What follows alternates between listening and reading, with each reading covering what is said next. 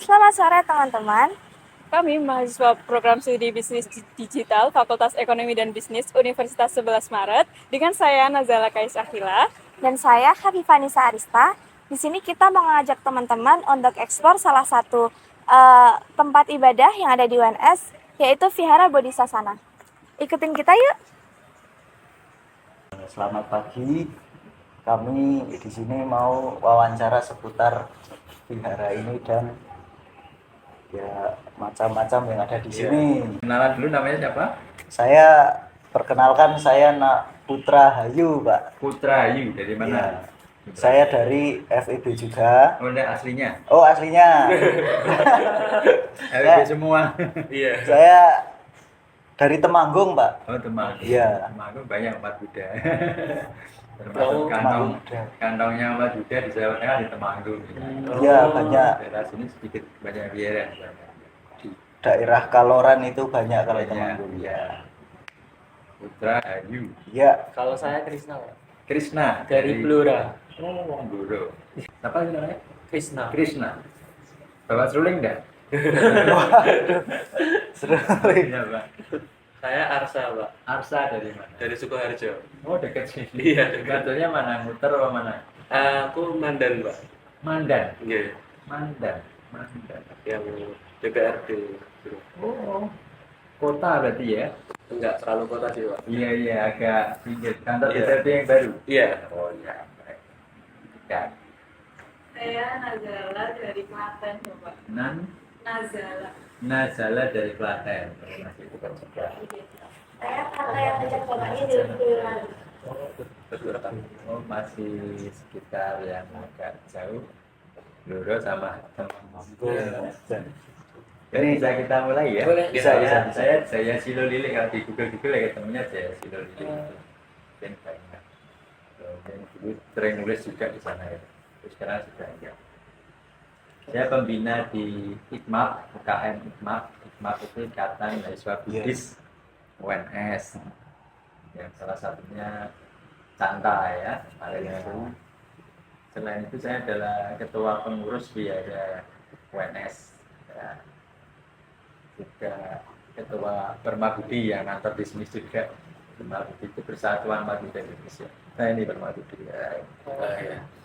Ya, silakan mau mengeksplor apa dari saya. Oke. Ya, bebas, serius tapi santai ya. Iya. Oke. Mau tanya apa aja silakan. Ya. Mungkin pertanyaan pertama terkait dengan sejarahnya, Bapak. Sejarah apa? Sejarah awal mula berdirinya Oh iya. Vihara. Iya. Oh iya. Vihara berdiri sesuai di prasasti yang ada di depan, ada stupa di pojok tadi kan. Ada stupa pojok bawah, ada prasasti yang sudah mulai pudar warnanya. Kalau tidak salah 5 Mei 2001 diresmikan oleh Profesor Haris Mujiman, rektor pada waktu itu. Ya, Vihara ini berdiri untuk melengkapi yang sekarang dinamakan Kompleks Benteng Pancasila. Ya, walaupun bukan yang terakhir ya, yang terakhir saudara kita yang Konghucu ini. Ya, disinilah semula memang tidak di sini, ada tempat lain yang sekarang mungkin menjadi tempat ATM BNI di bawah Masjid Tanah Dulawaya. Di situ sudah sempat ada fondasi, sudah sempat ada bangunan yang dirintis tapi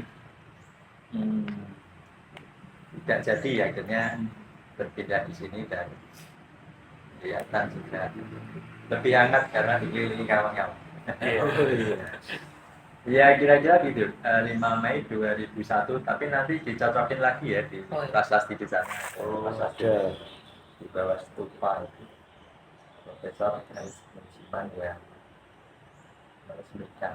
Ya tentu UNS yang berinisiatif dan dibantu oleh umat Buddha di Solo untuk bergotong royong juga supaya bisa berdiri terwujud Vihara ini. Kemudian ada beberapa kali renovasi ya, karena memang kontur tanah di sini ini kurang stabil katanya, mudah retak, ada kerusakan-kerusakan. tembok dan lantainya. Kemudian kira-kira 3 tahun yang lalu kita membutuhkan ruangan untuk ini seperti ini, Pak. Terima tamu, berdiskusi, berkegiatan di sini terpisah dari ruang yang area untuk upacara. Area depan itu namanya Dharma Sala atau Dharma Sala. Dharma Sala, DHAR MASALA atau Dharma Sala, DHAMMASALA. Ruangan yang harusnya untuk upacara saja, tapi kadang-kadang kan anak-anak ya upacara, ya berkegiatan, ya makan, ya minum di sana harusnya steril harusnya. Ya, maka kita membuka ruangan tersendiri dan kita mengajukan ke kampus untuk membangun ya ruang ini, ruang perpustakaan dan ruang yang serbaguna dalam ukuran yang ya bagi kami cukup, karena kan tidak banyak ya umat Buddha, mungkin di fakultasnya nggak ada beragama Buddha ya, nggak ada. Baik, kira-kira begitu riwayat sejarahnya. Apa ada lagi yang ditanyakan, silakan. Kalau tadi kan ada ikmap itu ya Pak? Ya, ya. Itu sebenarnya tujuannya dibuat ikmap itu awalnya apa? Oh ya, IKMAP ada ADRT-nya sebetulnya ya, cuma secara garis besar Ikatan Mahasiswa Buddhis UNS ya mengikat anak-anak mahasiswa yang beragama Buddha dalam satu organisasi, dalam satu unit kegiatan mahasiswa, supaya mereka bisa bersama-sama dalam satu ikatan melakukan kegiatan-kegiatan yang positif, saling mengenal, saling mendorong untuk berbuat baik sesuai ajaran Dharma, ajaran Sang Buddha. Dan juga untuk saling mengenal, mereka kan tidak hanya satu sekte, tidak hanya satu aliran. Dharma Buddha walaupun ya sudah kecil, tapi alirannya banyak. Sudah kecil tapi pecah-pecah juga. Ya, ada banyak sekali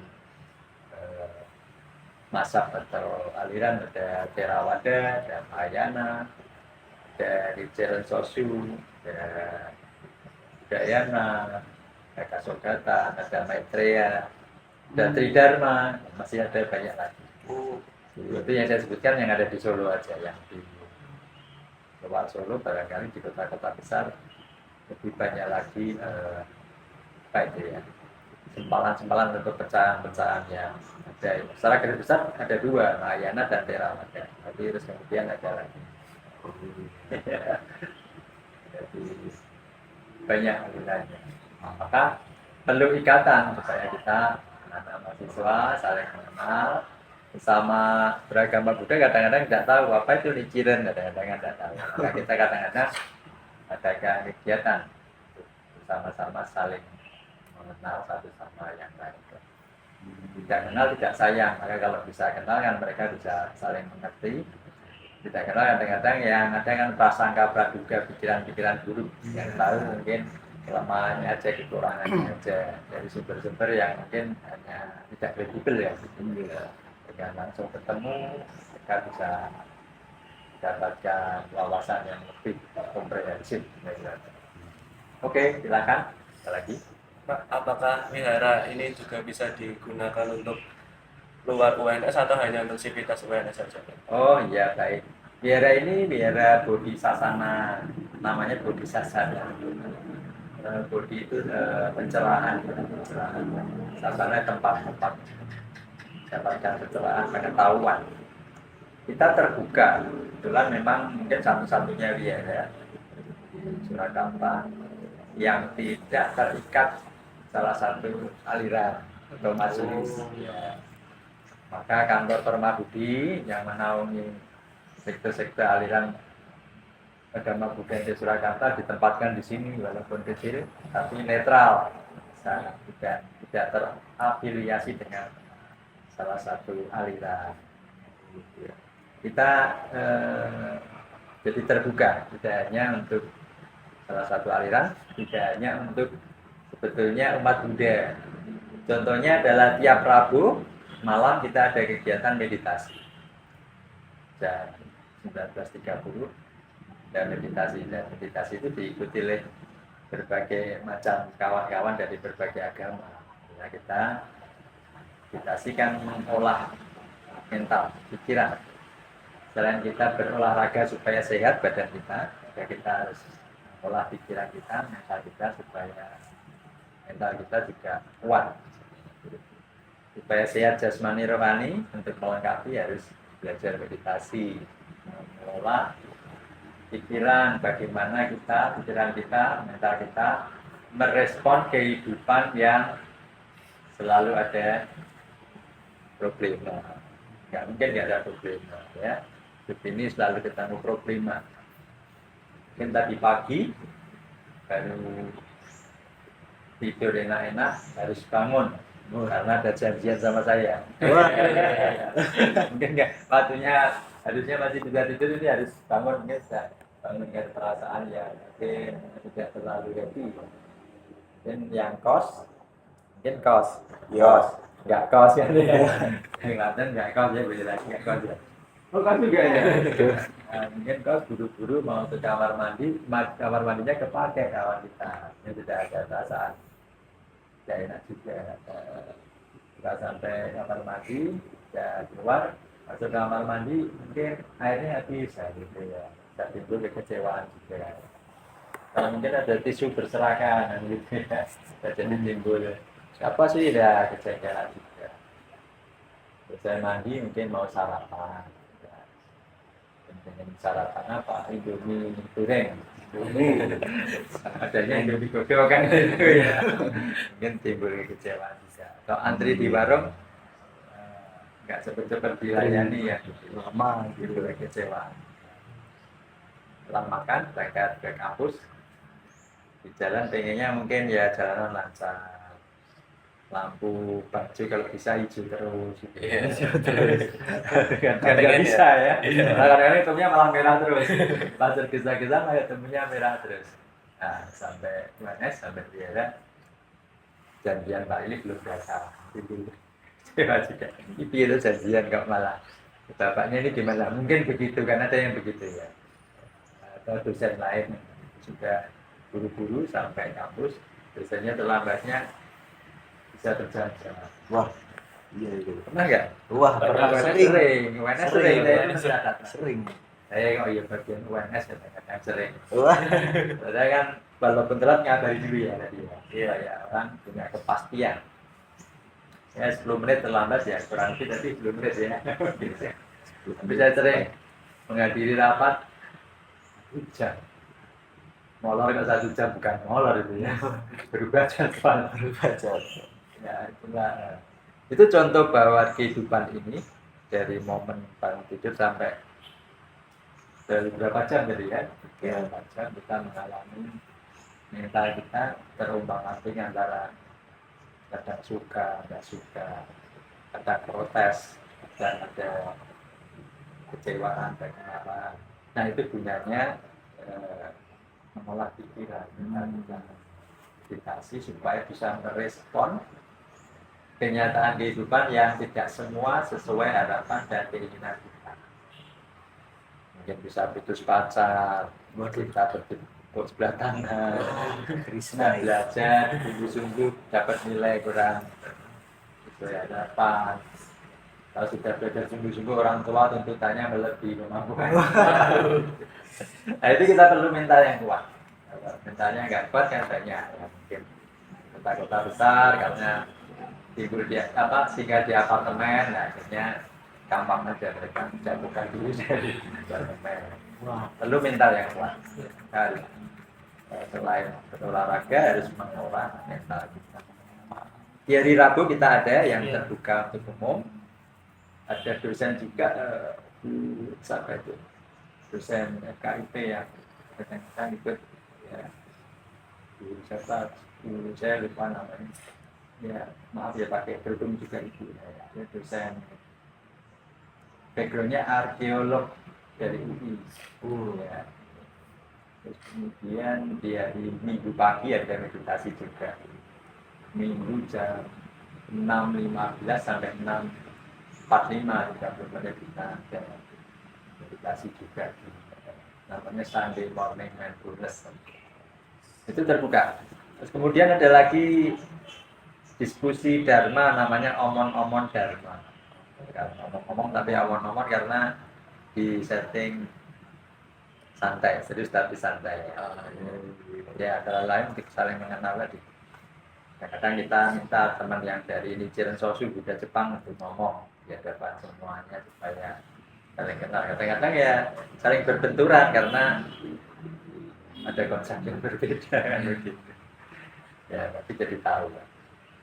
Itu kira-kira jadi terbuka, tidak apa ya, tidak eksklusif ya. Bisa untuk siapapun yang ingin belajar menimba ilmu, ada perpustakaan juga bisa dipinjam bukunya untuk umum juga. Cuma memang nggak ada yang standby tiap hari, harus janjian dulu. Kita kan tidak terlalu banyak tamu, ya harus bikin janji. Kira-kira begitu, terbuka. Berarti kalau misal kita umat Islam gitu mau ikut gitu boleh berarti Pak? Boleh. Rabu Malam malam jam setengah 8 malam sampai jam setengah jam lah.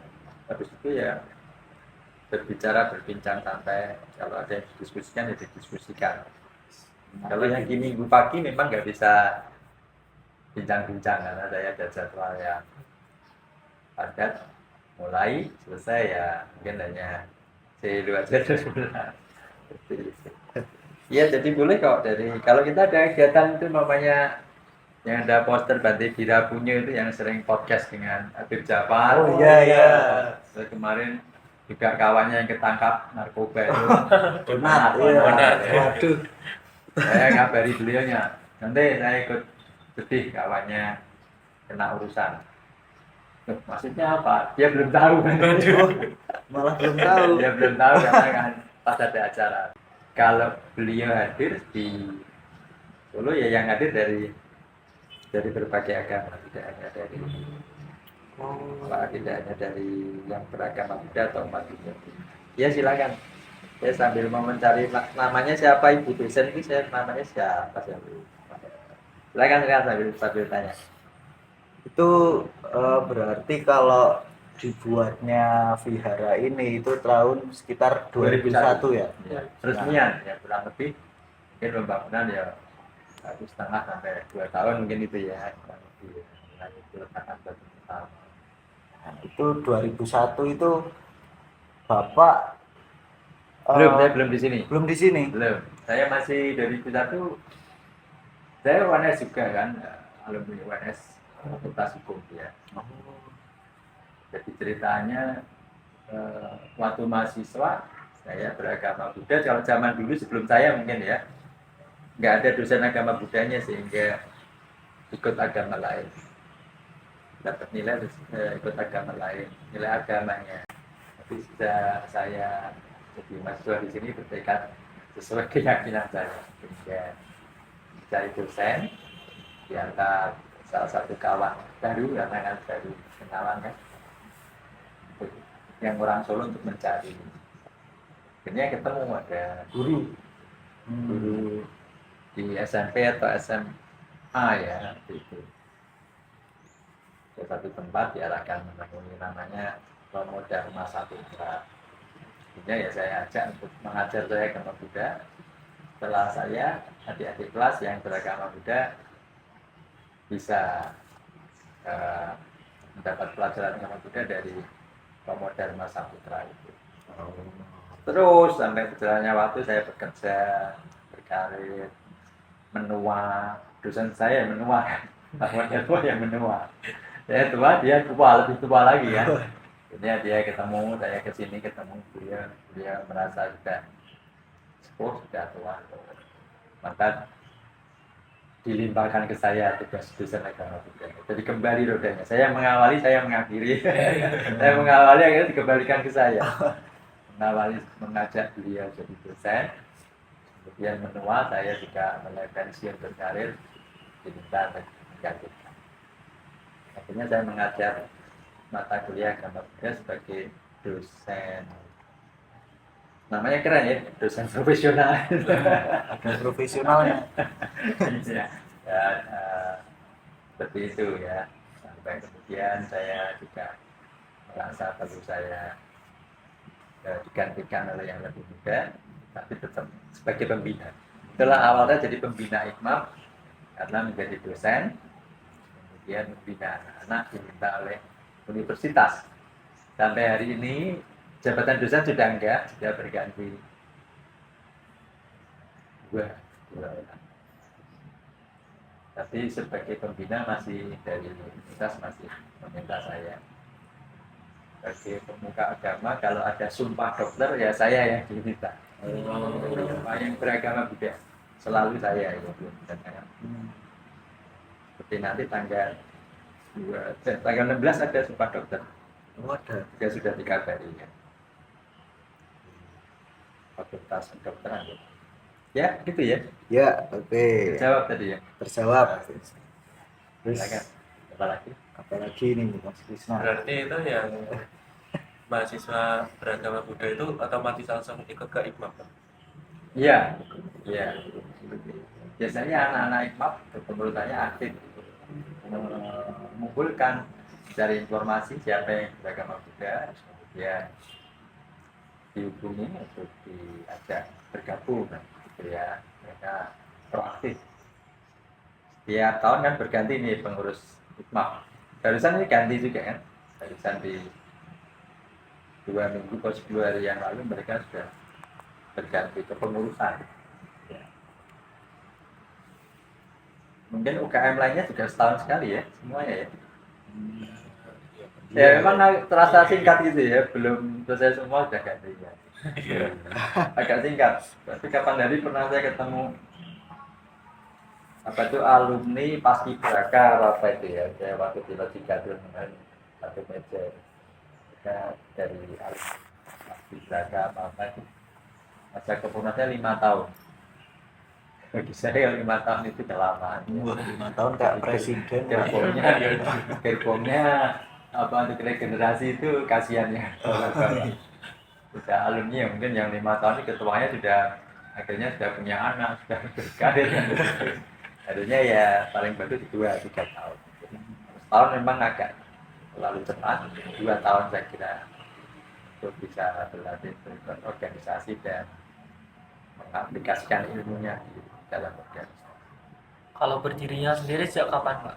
Berdirinya IKMAP. Kalau Biara itu 2001 ya. Kalau Iya. IKMAP sebelum sesudah ya, sesudah. Yang lebih angkatannya pendirinya antara lain adalah sekarang menjadi biksu ya. Dulu alumni dari KIP namanya unik, mahasiswa dulu Adendang Sayang gitu orang Madiun, sekarang menjadi biksu namanya Losang Gyatso, dari alirannya Vajrayana atau aliran Tibet, garisnya dari lama, jubahnya agak merah kuning gitu kan. Itu adalah alumni sini pendiri IKMAP. Kata mungkin 90-an kali ya. 90-an. Ya, itu salah satu pejuang-pejuang sampai bisa berdirinya Biara ini adalah salah satunya adalah Adendang Sayang yang sekarang menjadi Suluk Samgyatso itu. 90-an kurang lebih. 90-an. Malah sebelumnya ya, Pak. Kurang lebih sementara ini di 1990 kurang lebih.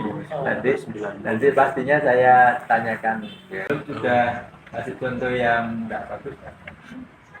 Karena sudah kasih contoh bagus saja ketika dalam kampus kan orang-orang kita ini idealis. Iya. Tapi dunia luar, dunia kerja nanti memerlukan kita ini punya ya iman yang kuat untuk membentengi diri kita dari godaan duniawi yang akan membawa kita ke penderitaan gitu ya. Dimana kita bisa idealis selama belum bersinggungan dengan banyak uang.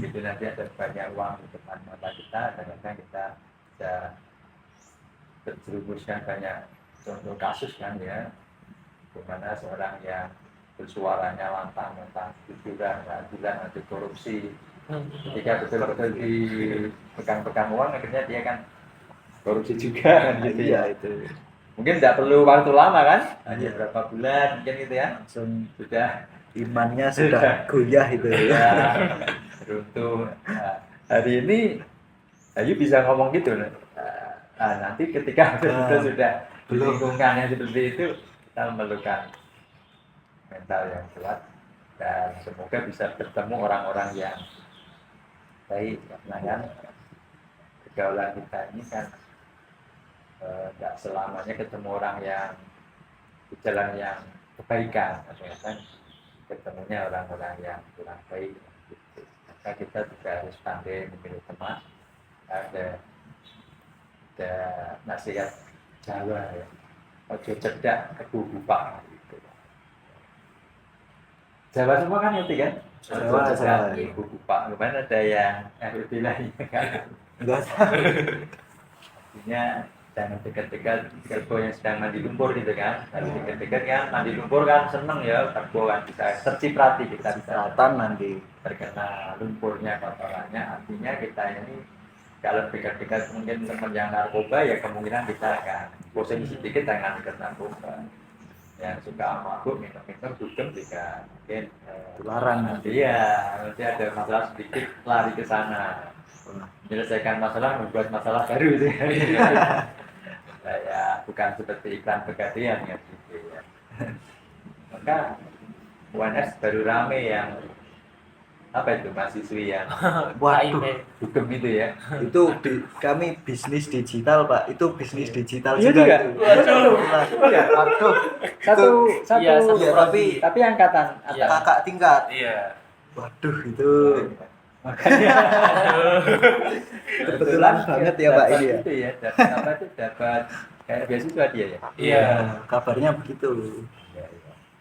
Ya, ya. Dan sekarang ini memang dunia digital sangat membantu dan sangat kejam. Sangat membantu dalam artian ada AI, ada Mbak Google itu kan membantu kita ya. Mau tahu apa aja bisa kejar di situ. Tapi dari satu sisi bisa terjadi bagaimana mungkin seorang kuya yang mungkin akhirnya mengalami kehidupan yang seperti itu ya, dari bagaimana ada framing-framing lewat media sosial yang bisa mungkin berbeda jauh dengan kenyataan.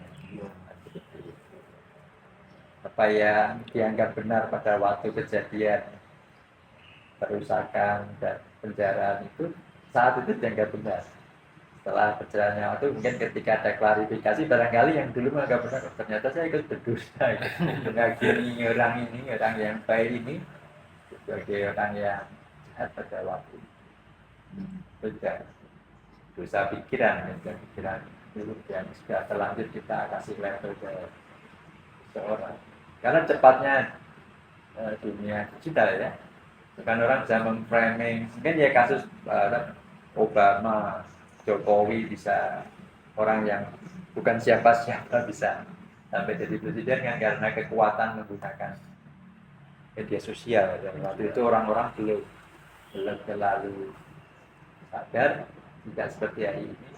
Pak Jokowi dan timnya sudah duluan, maka dia masuk gorong-gorong, maka dia betul-betul di betul-betul pencitraan lewat media sosial berhasil Pak. Berhasil. Sekarang mungkin kalau itu dilakukan mungkin tidak terlalu berefek karena terlalu masif ya. Counternya juga hebat sekarang ini kan. Tapi kalau Kang Deddy Mulyadi itu juga kayak gitu kayaknya Pak. Iya, itu juga mencontoh, mengcopy paste caranya Pak Jokowi dulu, tapi zamannya sudah berubah. tidak semudah Pak Jokowi ya. Kan banyak. Kalau sekarang surveinya kalah sama Purbaya kan. Jadi agak kelihatan genuine gitu. Ternyata punya tim juga. Banyak itu. Ya itu jahatnya digital juga seperti itu. Ketika dia ngomong aku aja, efeknya besar ke aku. Ya benar. Efeknya besar itu. Ya seperti itu. Tantangan kita termasuk anak-anak muda adalah jari-jari kita dan akal sehat kita kan gitu ya. Bagaimana kita bisa menyaring dengan baik supaya kita tidak melakukan karma buruk. Yang maksudnya karma ya. Karma buruk bisa dilakukan oleh pikiran. Sumbernya adalah pikiran, karena pikiran adalah pelopor, membentuk pemimpin adalah pikiran. Dan kalau pikiran kita sudah kotor, keruh, maka ucapan kita juga akan kotor keruh. Perbuatan kita, keputusan kita akan kotor keruh. Kalau pikiran kita jernih, ya ibarat galon air mineral itu kalau jernih, bersih, dispensernya kita pencet, keluarnya air yang bersih yang jernih. Kalau galonnya keruh, kita pencet airnya dari keran yang keluar air yang keruh. Demikian pula pikiran, maka yang perlu kita jaga adalah pikiran kita. Sumber kita adalah pikiran. Putusan kita buruk atau tidak, ucapan kita kasar atau tidak adalah sumbernya dari pikiran. Maka perlu meditasi. Iya itu. Oke, ya. Silakan. Juga boleh. Harapan atau rencana yang ingin dicapai kepengurusan ke depannya ini kenapa? Oh iya, baik. Untuk kepengurusan IKMAP ya memang karena setiap tahun berganti itu dengan kelebihan kekurangan masing-masing. Ada pengurusan yang mungkin solid, yang semangatnya tinggi, tapi satu ketika ketemu yang agak tidak terlalu semangatnya, itu memang tantangannya beda-beda. Kita harus mensupport anak-anak untuk tetap berkarya. Harapan kita adalah anak-anak itu membekali dirinya untuk di dalam organisasi IKMAP ini betul-betul bukan hanya untuk bersenang-senang, tetapi untuk banyak berdiskusi dharma, betul-betul setelah tahu mengaplikasikan pengetahuan dharmanya itu dalam kehidupan sehari-hari untuk membekali mentalnya dirinya itu tadi. Nanti menghadapi terjun di dunia nyata tidak akan jadi berita di dunia ya berita negatifnya kan gitu ya kan, berita positifnya sih baik-baik aja. Jadi selain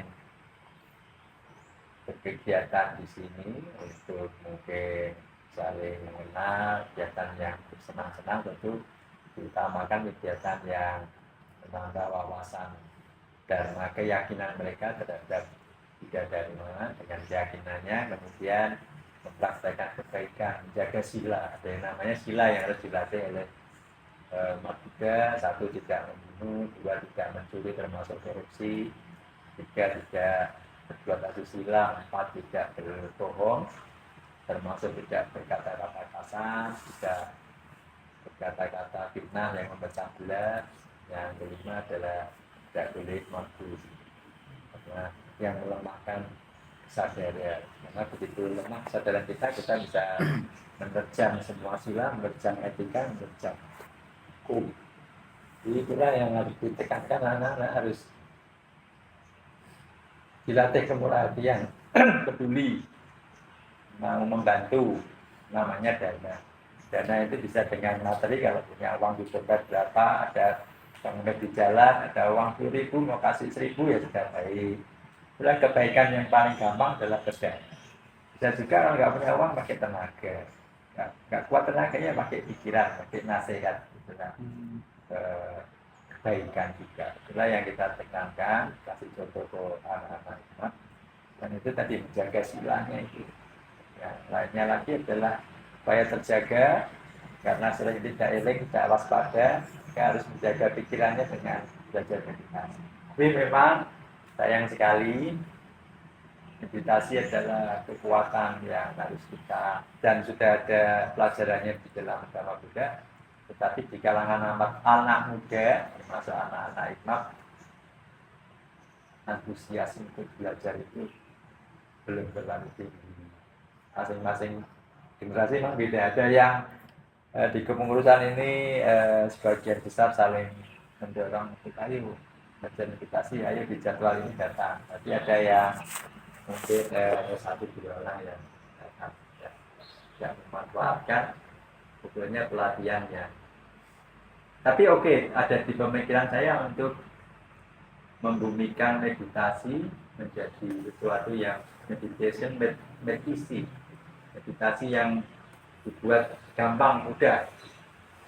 Kadang-kadang orang dengan meditasi aja sudah suatu yang mungkin magic, yang sakral, dan enggak. Kita cuma ngamati nafas masuk keluar, mau doa, mau enggak ya bisa. Karena kita cuma mengajak pikiran kita fokus, terkendali ke arah-arah yang baik. Kalau muncul pikiran yang buruk kita tahu, muncul pikiran yang baik kembali.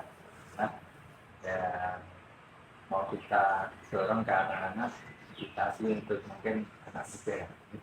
Ini sudah jalan meditasi dari rumah ke rumah yang sudah saya ajak ke kawan-kawan dari rumah siapa yang mau berlompatan, kita datang ke sana untuk meditasi bersama. Dan kemarin yang sesi keberapa itu dari bukan umat Buddha, tapi mau rumahnya ya di rumah saya jauh ya oke kan gitu. Karena ada meditasi ya paling layaknya mungkin apa ya, misalnya sediakan air minum atau snack seadanya, dan itu tidak wajib. Penting adalah mengenal dan mempraktekkan meditasi yang baik untuk melatih pikiran kita. Ke depan begitu, semoga bisa anak-anak ini semakin senang untuk meditasi, membekali dirinya supaya bisa lebih bisa muncul marah, muncul tidak suka aja sudah tahu, muncul senang sudah tahu. Jangan sampai berkembang menjadi nafsu keinginan yang berlebihan, jadi ambisius, serakah. Baliknya muncul tidak senang pun tahu, sehingga jangan sampai berkembang jadi benci, jangan sampai malah jadi marah. Diawali jadi meditasi. Itu kira-kira. Ya. Ya sekali-kali mau boleh mengenal meditasi juga. Enggak ya ketik di Google. Mungkin mindfulness ya kayak gitu. Banyak meditasi ya, hati-hati. Nanti ada meditasi yang aneh-aneh, mungkin pengen bisa terbang tembus sana, kalian masa depan, masa lalu, apa kebal. Wah, kebal. Enggak, kita ini meditasi hanya melatih pikiran kita sehat, badan kita sehat.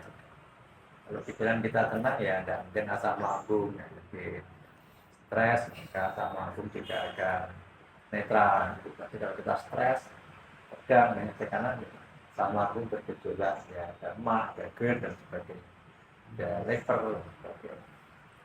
Pikiran tenang, badan kita juga akan tubuh kita.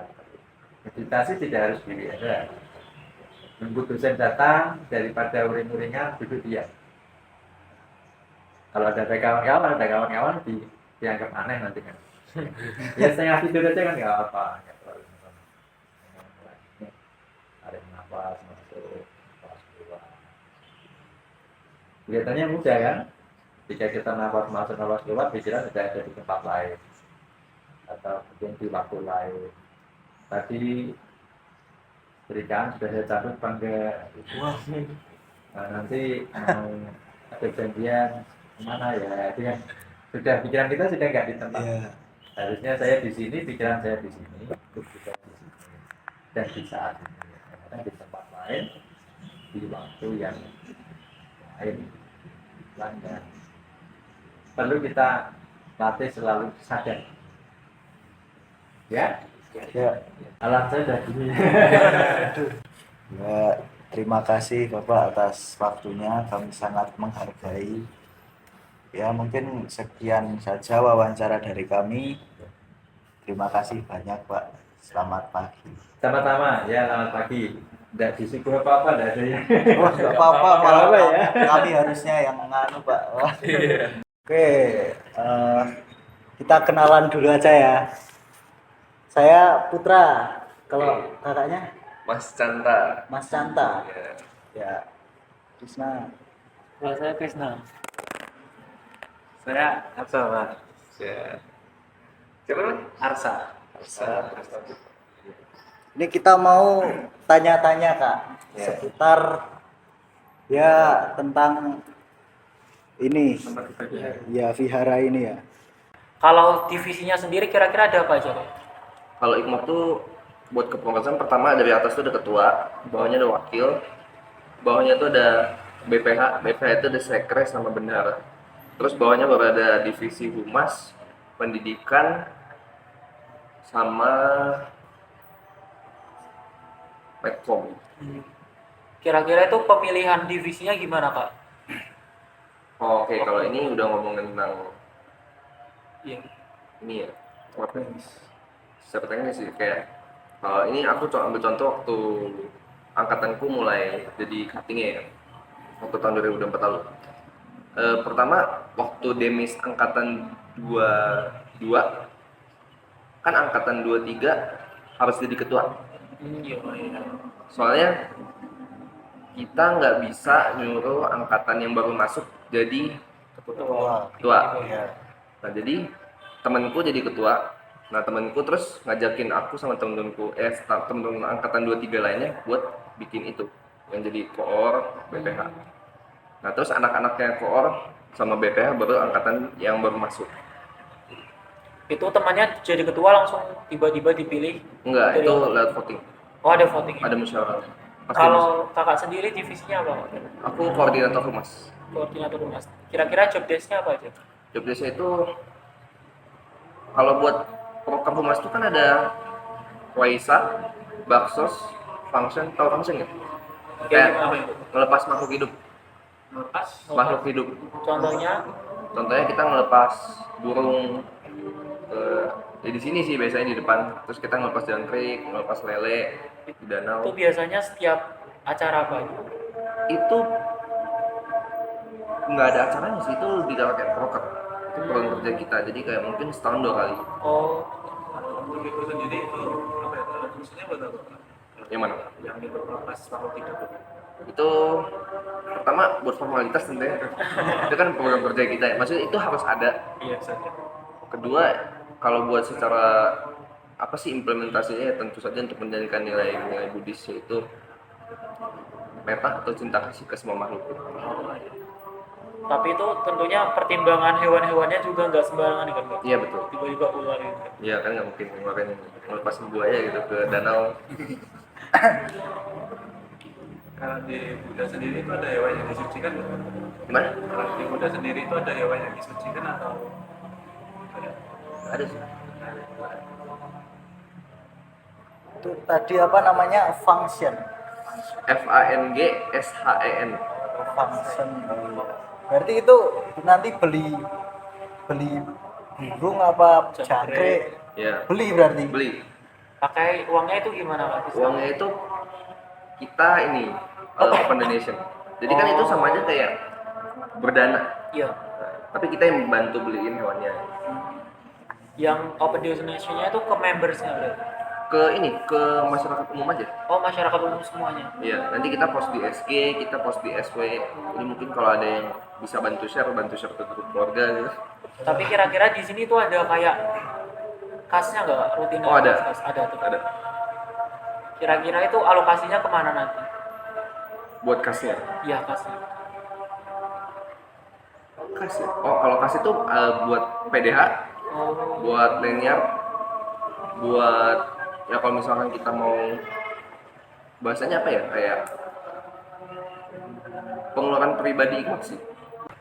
Oh, kalau reinkarnasi itu oh iya. Kalau di Buddhis percaya reinkarnasi. itu gimana itu? Kalau sepemahamanku kayak kita misal besok ya pasti meninggal gitu kan, pasti Ya. meninggal, terus setelah meninggal itu kita jadi yang entah itu jadi jadi hewan, jadi apa gitu. Iya. Itu Oke. emang ada itu. Ada di ajaran Buddhis tuh kehidupan setelah kematian itu ada kayak ada 3 alam, alam surga, alam bahagia, alam manusia, alam menderita. Nah, alam menderita itu ada 4, alam neraka, alam setan, alam hewan, alam raksasa. Raksasa itu kayak bukan buto hijau sih. Ya pokoknya raksasa disebutnya. Terus ada manusia, manusia 1 doang. Surga itu ada tadi kan 31 kurang 4 kurang 1 26 kan, ada alam kebahagiaan itu ada 26. Berarti kalau orang di dunia sebelumnya itu baik, itu masuknya di dunia yang alam yang bahagia. Nah, tapi kan ada levelnya gitu. Oh iya. Misalkan di kehidupan ini aku naik motor, udah sengaja nabrak orang, terus mau meninggal, aku kabur, Ya. bisa masuknya ke alam. Ya karena aku kabur dalam keadaan aku takut gitu ya, bisa jadi aku masuknya ke dalam alam hewan gitu, karena sikap kepengecutan. Oh, berarti nextnya tuh next kehidupan next jadi hewan gitu. Bisa jadi. Berarti hewan segitu. Ya. Nah, pengecut itu kan. Ya, nah kalau misalkan aku bunuh kedua orang tuaku di kehidupan ini, kalau bunuh orang tua itu udah langsung masuk ke alam neraka. Ini kalau lihat ini ada lilin, ada bunga ini emang wajib gitu Kak? Kalau buat di altar aja sebenarnya simbolis sih. Tapi sebenarnya kan ini ada 3 patung nih. Iya. Ya. Yang depan kecil, yang tengah sampai yang belakang kan. Yang belakang tuh bener tuh Buddha. Tapi kalau yang di tengah ini menurutku sebenarnya dia lebih dekat ke Konghucu. Karena ini tuh salah satu dewa ya di Konghucu yang lebih umum ditemukan di kelenteng. Tapi kok Ada di sini. Kan aku kurang tahu ya. Tiba-tiba udah ada. ini Terus kalau berarti gimana? Iya. Ini kalau ini kan ada lilin, ada dupa. Hmm. Itu dinyalainnya pas lagi ibadah berarti. Kalau misalkan ini aku jelasin dulu alasannya kenapa di sini. Kalau di Buddha itu sebenarnya air, lilin, dupa, apalagi bunga, sebenarnya itu simbolis saja. Jadi kayak bunga melambangkan ketidakkekalan, kan bakal tua. Iya. Bakal layu. Kan bunga bakal layu. Kalau air itu kan melambangkan kerendahan diri, kan air tuh kalau misalkan air terjun bawah. Iya. Kalau lilin tuh menerangi jalan ajaran Buddha tuh menerangi jalan ke lilin. Kalau dupa tuh harum. Jadi kayak perbuatan manusia, kita nggak boleh mikir kalau aku ambil HP ini nggak ada yang tahu. Gitu. Ya kan lilin kan, Iya. lilin. Dupa kan baunya kemana-mana kan. Jadi kita tuh harus mikirnya seakan-akan kita tuh ngapa-ngapain terus semua orang tahu gitu. Filosofi sih. Iya. Iya, simbolisnya. Kalau maknanya ini kan patung kan ada paling kecil, tengah, paling besar. Itu ada maknanya nggak? Nggak ada sih, mungkin itu estetika aja. Mungkin sebenarnya bisa ditaruh juga dari kiri kanan, tapi mungkin nggak mau. Oh, berarti nggak ada makna khusus. Nggak ada makna khusus. Soalnya kan kalau yang paling kecil taruh belakang nggak kelihatan. Ini berarti semua wihara itu layoutnya itu kayak gini. Iya. Ada ininya, ada Kalau ini patung. mungkin ada yang dari, maksudnya nggak harus begini. Iya, tapi pasti ada yang buat naruh gini-gini. Iya, betul. Teman-teman. Oke, makasih ya buat kakaknya udah menyempatkan waktu buat kita wawancarai. Mungkin sudah bisa ditutup Mas Bukan? Sudah. Jadi kita sebenarnya terima kasih, maaf ada hal-hal yang kurang berkenan. Halo semuanya, perkenalkan saya Muhammad Pasha Arianto. Saya Zubar Zaki Zakari. Sekian dari wawancara dan eksplorasi yang sudah kelompok kami lakukan di Wihara Bodhisasana UNS. Terima kasih teman-teman semuanya. Ya, makasih teman-teman.